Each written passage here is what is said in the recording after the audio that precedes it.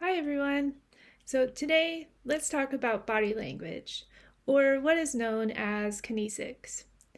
We all make use of body language and gestures. And according to Mehrabian, a researcher of body language, 55% of all human communication is made up of kinesics. Also, research suggests that body language itself is something that we can do from birth.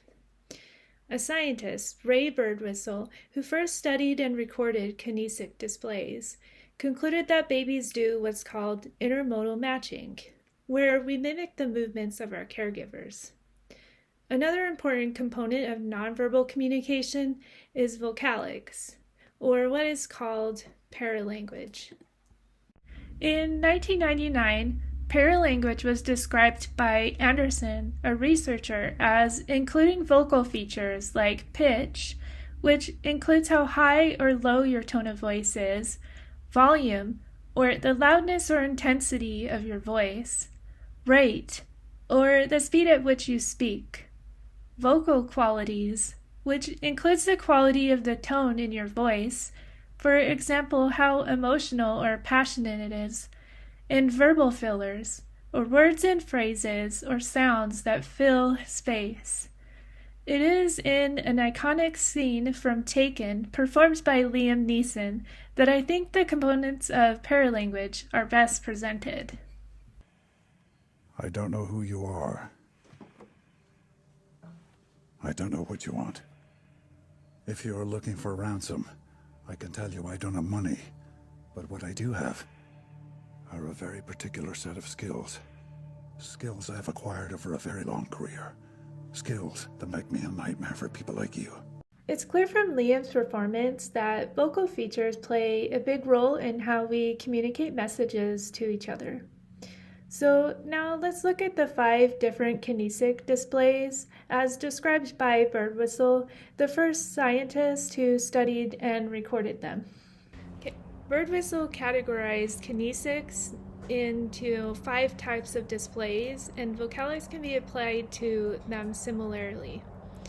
The first category are emblems, those that make sense by themselves, like waving your hand to say hi. The second are regulators. These help with turn taking, like nodding your head to show you're listening. The third category are illustrators. These are things that highlight verbal communication, like pointing in a direction to show someone where to go. The next category are affect displays. These show emotion and can be displayed in facial expressions or how you walk. And the last display are adapters. These satisfy physiological needs like itching your nose when it's itchy.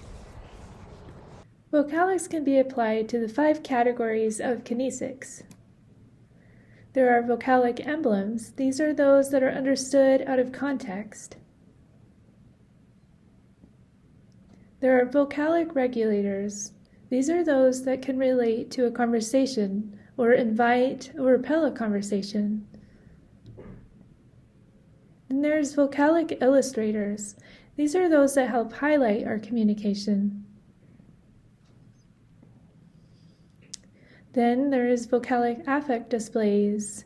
These are those that help in displaying emotions like empathy or reassurance. Last, there are vocalic adapters. These accompany psychological or physical kinesic displays. To better understand the way these nonverbal communication components work, I interviewed people at the mall and asked them how they typically greet people. So in the next video, let's watch how this plays out. I'm just doing a project at school, so I'm supposed to ask people like one interview question. Yeah, go ahead.